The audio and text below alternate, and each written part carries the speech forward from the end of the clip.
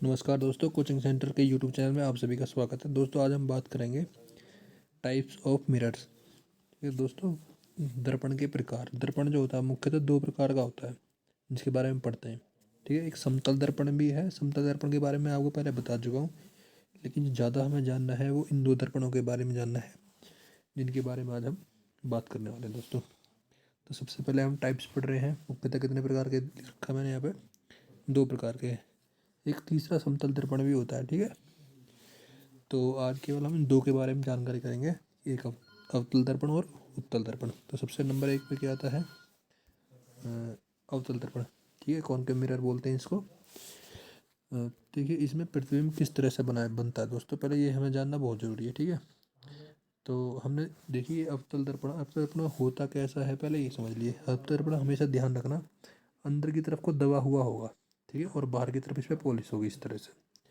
इस तरह का जो दर्पण अगर आपको दिखेगा अंदर की तरफ को दबा हुआ, उसको हमेशा कैसा दर्पण बोलते हैं हम? अवतल दर्पण। अब दोस्तों देखिए इस चित्र में हो क्या रहा है कि ये अवतल दर्पण है एक आपके सामने। ठीक है, अवतल दर्पण आपको दिख ही रहा होगा, ये वाला ये अवतल दर्पण है। ठीक है, ये इसका पी पॉइंट क्या है? इसको बोलते हैं ध्रुव। पे पहले बता चुका हूँ मैं आपको। ठीक है, ये सी वाला पॉइंट क्या है? इसका वक्रता केंद्र। ठीक है दोस्तों, और ये वाली जो लाइन आप देख रहे हैं सीधी, इसको क्या बोलते हैं? मुख्य अक्ष, जो वक्रता केंद्र से और ध्रुव से होकर गुजरती है। दोस्तों हो क्या रहा है इस चित्र के अंदर कि कोई कहीं दूर से किसी वस्तु से समांतर किरणें आ रही हैं। ठीक है, ये कैसी किरणें दोस्तों? ये समांतर किरणें। ठीक है, और वो आगे किस पे आपतित हुई हैं? आगे आगे ये आप देख रहे होंगे किस पे आगे पड़ी है? इस अवतल दर्पण पे। तो ये अवतल दर्पण क्या करेगा दोस्तों? इनको परावर्तित करेगा। तो ये परावर्तित किस तरह से करता है? इसने देखिए इस पहली किरण को तो किधर को परावर्तित कर दिया? ऐसे कर दिया है। इस दूसरी वाली को क्या कर दिया? इधर को कर दिया। तीसरी वाली जो आई है ये नीचे वाली, इसको इधर को कर देगा। चौथी इधर से आई है, इधर को कर देगा। तो लास्ट में यहाँ पे एफ बिंदु पर आप देख रहे होंगे ये सभी जो किरणें हैं एक दूसरे को काट रही हैं। तो इस एफ बिंदु को क्या कहते हैं हम? इसका अवतल दर्पण का फोकस बिंदु। ठीक है, और इस एफ बिंदु से लेकर और बिंदु पी तक, यहाँ तक की जो दूरी है, इसको हम क्या बोलेंगे? हमेशा अवतल दर्पण की फोकस दूरी। ठीक है दोस्तों, देखिए मैं चिन्ह परिपाटी में आपको पहले पढ़ा चुका हूँ। अगर मान लो कहीं क्वेश्चन में अवतल दर्पण की फोकस दूरी दे रखी है तो उसको हम प्लस में लिखेंगे या माइनस में लिखेंगे? या माइनस। तो उसमें अगर आपने अच्छे से वो वीडियो देखी होगी तो आपको आराम से पता चल जाएगा, क्योंकि देखिए किरणों की दिशा किधर को? इधर की तरफ को है। ठीक है, और ये जो दूरी है, हमेशा सारी दूरियां कहाँ से ली जाती हैं दोस्तों? इस ध्रुव वाले बिंदु पी से। अगर इस दूरी को मैं नापना चाहूँगा तो इधर को ऐसे ही तो नापेगी ये वाली दूरी, यानी किरणों की दिशा इधर को है, लेकिन ये दूरी हम इधर को नापेंगे ऐसे करके। यानी कि अगर किरणों की दिशा के हम विपरीत दिशा में अगर दूरी कोई भी नापते हैं, ये वाली दूरी अगर हम नाप रहे हैं तो यहाँ से और इधर को नापी जाएगी ये दूरी। ठीक है, सारी दूरियाँ कहाँ से ली जाती हैं? इस बिंदु पी से ली जाती हैं। तो इसलिए हमेशा अवतल दर्पण की जो दूरी, जो फोकस दूरी, अगर हम इसको यहाँ से यहाँ तक की जो दूरी जिसको फोकस दूरी कह रहे हैं, अगर ये हमको कहीं क्वेश्चन में दे रखी है तो हम उसको हमेशा किस चिन्ह में लेंगे? माइनस में। मान लो क्वेश्चन में कह रखा है किसी अवतल दर्पण की फोकस दूरी 10 सेंटीमीटर है, तो हम उसको फोकस दूरी को एफ से अगर हम प्रदर्शित कर रहे हैं तो उसको कितना लिखेंगे? -10 सेंटीमीटर। ठीक है दोस्तों, और देखिए इसमें जो प्रतिबिंब बन रहा है वो वास्तविक बनता है। वास्तविक क्यों बन रहा है?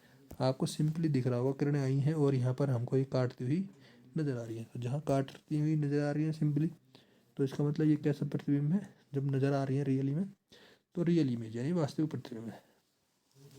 अवतल दर्पण का प्रयोग कहाँ होता है दोस्तों?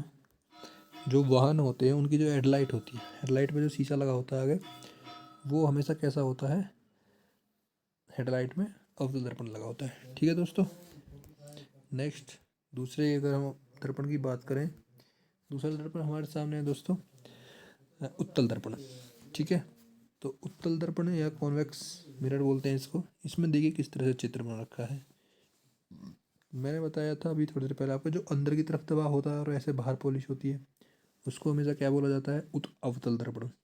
ठीक है, उसका जस्ट अपोजिट जो बाहर की तरफ ऐसे उठा हुआ होगा, ठीक है, और इधर पॉलिश होगी और इस पे अब इधर को आगे किरणें पड़ रही होंगी। ठीक है, उस दर्पण को हम हमेशा कौन सा दर्पण बोलेंगे? उत्तल दर्पण, कॉन्वेक्स मिरर। ठीक है दोस्तों, देखिए इसमें दर्पण में हो क्या रहा है कि इधर से ये सेम वो बिंदु P है, इसका आप जान ही रहे हैं। देखिए बिंदु P तो आप समझ ही रहे होंगे, इसका बिंदु P क्या बोलते हैं, ध्रुव बोलते हैं। अब क्योंकि ये इस तरह से बना हुआ है तो दोस्तों इसका केंद्र किधर की तरफ होगा, इधर की तरफ ही तो होगा। ये गोला ऐसे बनेगा, जब मैं पहले पढ़ा चुका हूँ आपको। तो इसका वक्रता केंद्र कहाँ है हमारा, इधर। अवतल दर्पण का इधर क्यों था, क्योंकि वो ऐसे बना हुआ था, वो जो था वो इस तरह से बना हुआ था, वो वाला ऐसे ऐसे करके, तो इसलिए उसका ऐसे वृत्त बनेगा, तो उसका केंद्र इधर था इसलिए। ठीक है, तो सिंपली वही है सेम प्रो इसमें भी, कि ये एक उत्तल दर्पण है, ये वाला जो दिया हुआ चित्र में आपको, और इस पे ये किरणें आके ऐसे पड़ी हैं। ठीक है, समांतर किरणें हैं। ठीक है, तो अब किरणें पड़ी हैं तो दोस्तों इधर पॉलिश हो रखी है, तो ऐसा तो है नहीं ये किरणें पार हो जाएंगी इसमें से निकल के ऐसे बाहर, ऐसे नहीं होगा ना, क्योंकि पॉलिश हो रखी है। पॉलिश का क्या काम है, उन किरणों को रोकना, और वहाँ से फिर परावर्तित हो जाती हैं वो किरणें। तो इस चित्र में देखिए यही हो रखा है। इस पॉलिश की वजह से ये वाली जो पहली वाली किरण है, ये अगर आई है इस पर, तो ये परावर्तित होकर इधर को चली गई है, ये वाली इधर को चली गई है, ये इधर को नीचे को चली गई है, और ये वाली इधर नीचे की तरफ को चली गई है। ठीक है, चित्र में आप देख भी पा रहे होंगे किस तरह से चली जा रही है। अब दोस्तों इसमें होता क्या है कि ये जो किरणें हुई हैं परावर्तित, अगर हमको स्केल रख के हम इनको आगे की तरफ ऐसे बढ़ा दें डॉटेड लाइन में ऐसे करके, तो आप देखेंगे डॉटेड लाइन में, यानी कि ऐसा हुआ नहीं है लेकिन हम मान रहे हैं, अगर इनको ऐसे पीछे की तरफ हम बढ़ा दें तो ये एक बिंदु F जो ये दिखाई दे रहा है आपको, इस पे आके ये काटेगी। ठीक है, तो ये जो F बिंदु हो जाएगा, इसको क्या कहेंगे हम, इस अवतल दर्पण का फोकस बिंदु।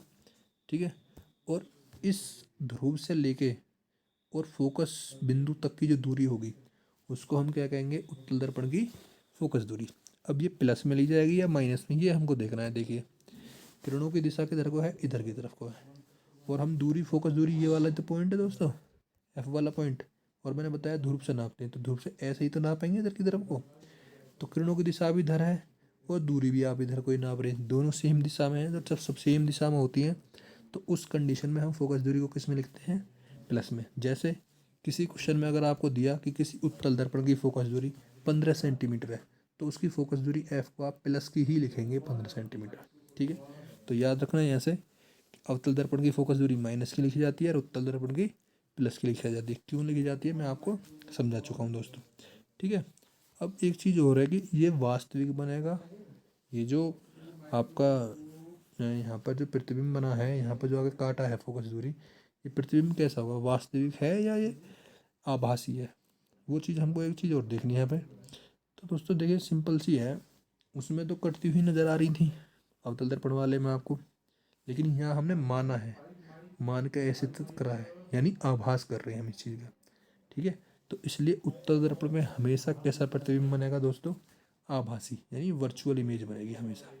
ठीक है, और उत्तल दर्पण का अगर मैं एग्जांपल बताऊं कि ये कहाँ लगा हुआ मिलेगा आपको, तो ये हमेशा यहाँ पर दोस्तों लिख लेना, जो पीछे देखने वाला शीशा होता है ना, वाहनों में आकर लगा देते हैं, ड्राइवर सीट पे लगा होता है, वो पीछे देखते हैं, वो हमेशा कैसा दर्पण होता है, उत्तल दर्पण होता है। ठीक है दोस्तों, अगर अभी अब देखिए हम अगर फोकस दूरी की परिभाषा की बात करने लग जाएंगे, भाई फोकस दूरी की परिभाषा क्या होती है, तो क्या बोलते हैं, कैसे समझाएंगे उस फोकस दूरी को। देखिए चित्र में सिंपल से समझा सकता है आपका, कि किसी भी दर्पण पे पड़ने वाली समांतर किरणों के द्वारा जहाँ पर प्रतिबिंब बनाया जाता है, ठीक है, यहाँ प्रतिबिंब बनाया, तब दर्पण के ध्रुव बिंदु P से लेके बिंदु F तक की जो ये दूरी है, इस दूरी को ही हम क्या कह देते हैं, उस दर्पण की फोकस दूरी। ठीक है, ऐसे आप सिंपली दोबारा से एक बार समझ लिए, किसी भी दर्पण पे ये पड़ने वाली जो किरणें हैं, समांतर किरणें, कैसी किरणें हैं, समांतर किरणों द्वारा बनाए जाने वाला जो प्रतिबिंब होता है। ठीक है, यहाँ पे प्रतिबिंब बनाया ना, उस प्रतिबिंब के जो बिंदु जहाँ पर फोकस होती हैं वो किरणें, उस बिंदु से लेके और ध्रुव तक के बीच की दूरी को हम क्या कहते हैं, उस दर्पण की फोकस दूरी। चित्र से बड़ी आसानी से आप समझ पा रहे होंगे कि फोकस दूरी क्या चीज़ होती है दोस्तों। ठीक है, अभी हम दर्पण की जो फोकस दूरी है, अगर किरणें समांतर आ रही हैं, ठीक है, तो उसकी फोकस दूरी को हम हमेशा फोकल लेंथ, इंग्लिश में नाम है इसका, उसको एफ से रिप्रेजेंट करते हैं, जो प्रदर्शित करा जाता है, किससे करा जाता है, एफ से। यहाँ पर आप देख भी पा रहे हैं, एफ का जो सूत्र है वो क्या होता है, R/2। आर में पहले बता चुका हूँ आपको क्या होती है, आर होता है यहाँ पर देखिए लिखा हुआ अभी, रेडियस ऑफ कर्वेचर, यानी वक्रता त्रिज्या होती है, और एफ क्या है, फोकस दूरी यानी फोकल लेंथ। ठीक है दोस्तों, तो आज हम इसी सूत्र पर यानी इसी जो हमारे पास ये जो फॉर्मूला है इसी पर आधारित कुछ न्यूमेरिकल क्वेश्चन करेंगे दोस्तों। बड़े आसान से आते हैं इसके ऊपर। देखिए डायरेक्टली फॉर्मूला अगर याद है आपको तो आप आराम से कर सकते हैं। देखिए देखिए पहला क्वेश्चन अगर हम देखें तो एक गोले दर्पण की वक्रता त्रिज्या आपको दे रखी है 20 सेंटीमीटर। इसकी फोकस दूरी आपको बतानी है। वक्रता त्रिज्या मैं अभी बता चुका हूँ आपको किससे प्रदर्शित करी जाती है, आर से। आर बराबर कितना दे रखा है आपको 20 सेंटीमीटर। वक्रता त्रिज्या के लिए आपको प्लस माइनस देखने की यहाँ पर दोस्तों अभी फ़िलहाल ज़रूरत नहीं है। ठीक है, जो होगी मैं बताऊँगा आपको आगे तक। 20 दे दिया आपको। ठीक है, आपको क्या बतानी है फोकस दूरी।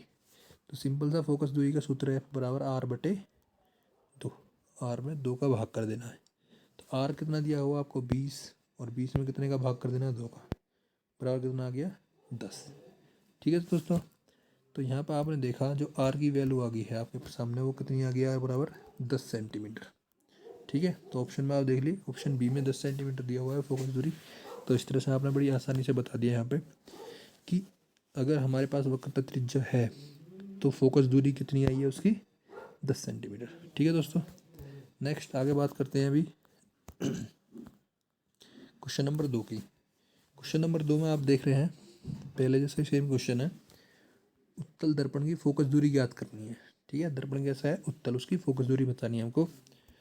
और उसकी वक्रता त्रिज्या कितनी दे रखी है हमको 32 सेंटीमीटर। अब की बार क्वेश्चन में आर कितना दे रखा है 32 और फोकस दूरी बतानी है आपको एफ। एफ बराबर कितना होता है r/2।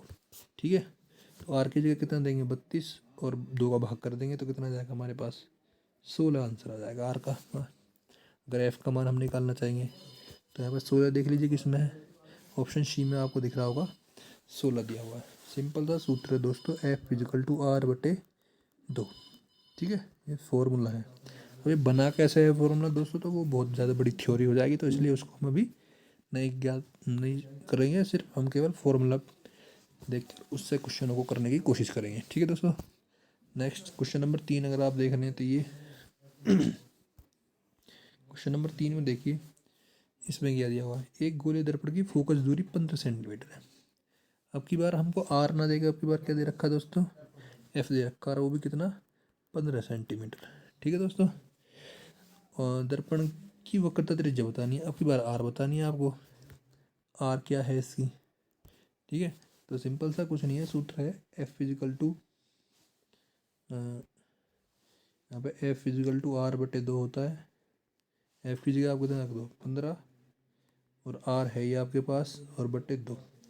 इस 2 की 15 में गुणा हो जाएगी तो आर बराबर कितना जाएगा आपके पास 30 सेंटीमीटर। ठीक है दोस्तों, सिंपल सा क्वेश्चन रहा, इसमें 30 सेंटीमीटर आपका आंसर ये यहाँ पे हो जाएगा, ये 30 सेंटीमीटर। ठीक है दोस्तों, तो आज की वीडियो में बस इतना ही दोस्तों। आगे हम और फोकस दूरी किस तरह से ज्ञात करी जाती है दर्पणों की उसके बारे में बात करेंगे। ठीक है, ठीक है दोस्तों, वीडियो कैसी लगी कमेंट करके ज़रूर बताना। और अगर आपको किसी लगता है कि वीडियो में कुछ सुधार करने की ज़रूरत है तो वो भी आप अपना कमेंट करके सुझाव दे सकते हैं। ठीक है दोस्तों।